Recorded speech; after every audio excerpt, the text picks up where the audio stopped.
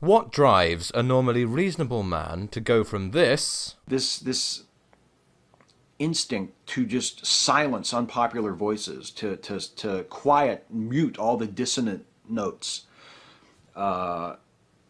is very troubling to me. And it's something that should really be beneath us. It's beneath the dignity of a free society to treat each other this way. to this? If I open my newspaper and I read Nazi got punched last night, I'm going to say, oh, good. You know, that's what I'm going to say, because fuck him. If I read the newspaper next week and the story is, oh, Richard Spencer is afraid to leave his house because every time he steps out his front door, somebody punches him, I'm going to say, good. Fuck him. Recently, I've become quite fascinated by the minds of some of the most prominent social justice advocates here on YouTube, in the way that one becomes fascinated with a murder documentary. However, there are a few things that strike me about their psychology. The first, rather surprisingly, is that they are generally, in my belief, reasonable and friendly people. The second is obviously that when faced with political disagreement, when faced with someone who rejects the core tenets of their ideology, they become monsters. My question is, why the hell does this happen?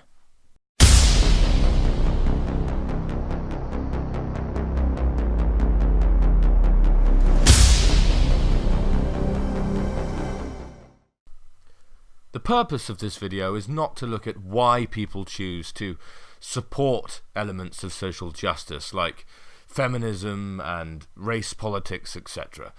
If you wish to examine that sort of thing, then there are a number of interviews and speeches by Jordan Peterson that brilliantly explain why people choose to support this concept.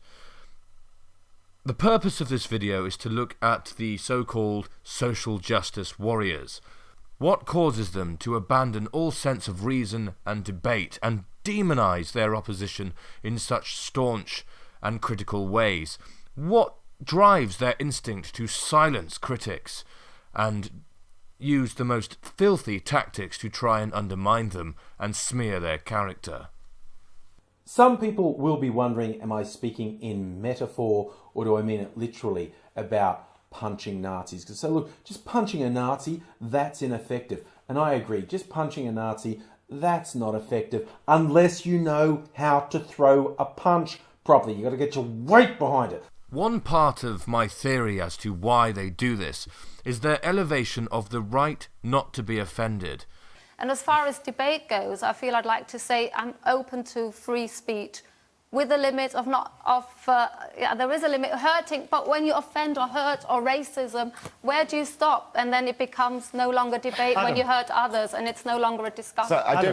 Now this is a fairly ironic one because, as you know, a lot of these social justice warriors condemn and deride people in the most offensive terms they can possibly imagine. Those three people were first on a double bill, armored skeptic and shoe on head, two absolutely vile, disgusting human beings. Yeah, it's stupid, and you're a piece of shit. Blair, Sargon, Bering, Undoomed, all of y'all, you're just a bunch of pieces of shit who need to fucking grow up and take some responsibility for your actions. They have elevated and invented a right not to be offended over people's right to free speech. Therefore, political opinions which may or may not be correct can be outright rejected if they cause offence. And that is why labelling someone a racist, misogynist, an Islamophobe is considered an argument on their part, because it defies and infringes on people's right not to be offended.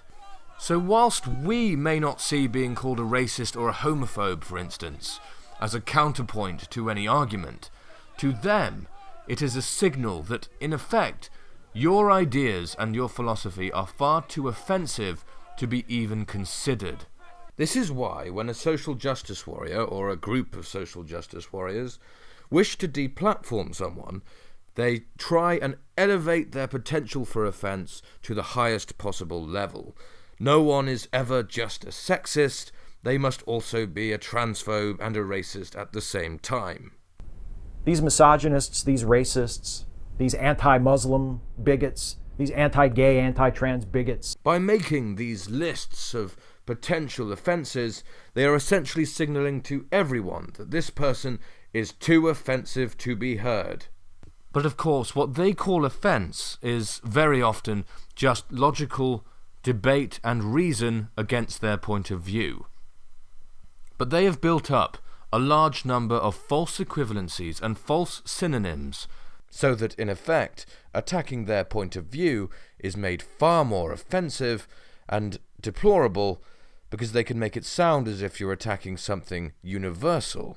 For instance, they constantly associate feminism with equality.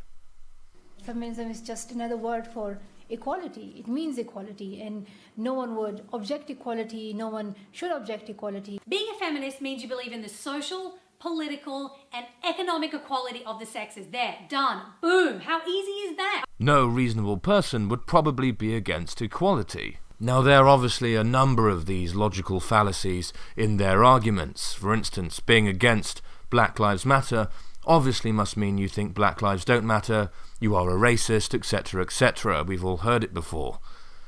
But it is this sort of false equivalence that means it's basically okay to offend and to demean and to blacklist someone because they hold reprehensible ideas. I mean, if they're against equality and if they're racist, then you can be the most horrible person you like to them because they are probably deserving of it. The thing is, you're a worthless cunt who fucking deserves to be stabbed and bashed, okay?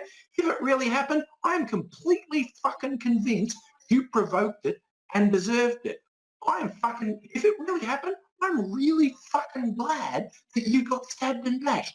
I think your whole fucking family need to be stabbed and bashed some fucking more, okay? You are a worthless, racist, lying, cowardly sack of shit. So this is the main conclusion I've drawn from looking at the various social justice warriors around the internet.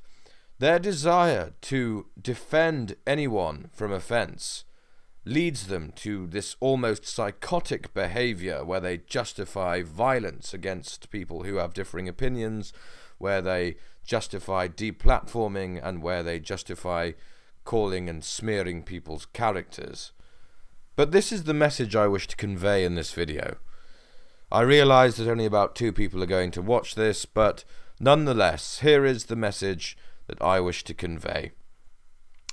There is no reason for political disagreement to get to this level.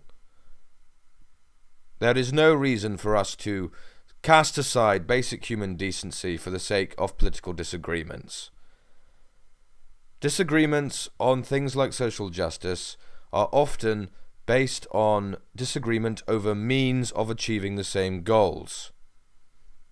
Everyone wants equality of the sexes. Everyone wants equality of race. We simply disagree on the means of doing so. We do not agree with things such as affirmative action, which are actually discriminatory and counterproductive. We are not forming our political opinions based on malice. We do not wish to cause harm to anyone, contrary to what you seem to believe. The best thing that we can do is to cast aside our differences and discuss. Do not wage war with each other. Discuss and see what the best means are of achieving our shared goals. Now, I'm sorry I'm sounding a bit like a cuck because I'm trying to be conciliatory, but I genuinely believe that these are reasonable people that have been misguided and warped by a corrupt ideology, and I wish no harm on them.